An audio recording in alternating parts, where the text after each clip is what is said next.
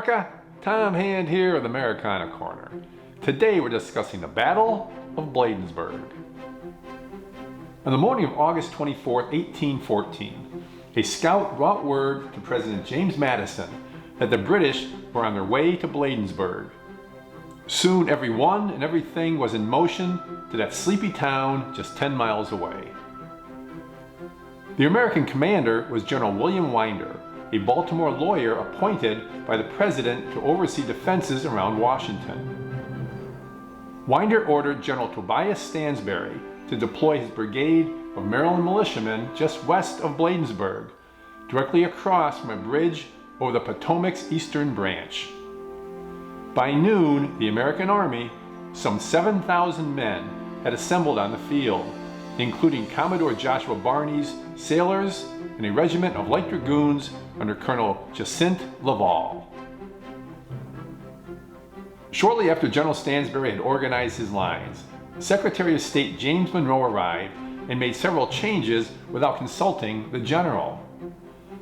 Monroe shifted 2 lines of militiamen from an orchard which gave them excellent cover and a supporting position to an exposed location further back from which they could not support other units, an alteration that would be detrimental in the coming fight. General Robert Ross and lead elements of the British Army arrived at Bladensburg early that afternoon.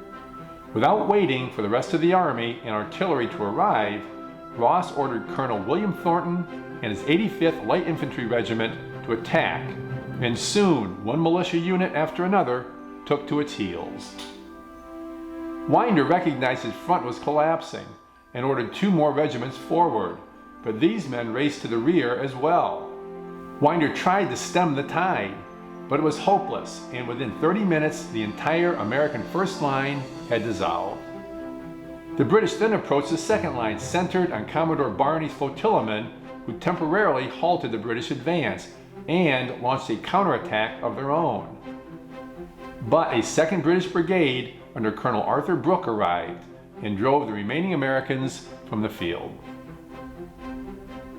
It was a great triumph for the British, with the 2,600 men routing an American army of 7,000, capturing 10 cannons and inflicting 150 casualties.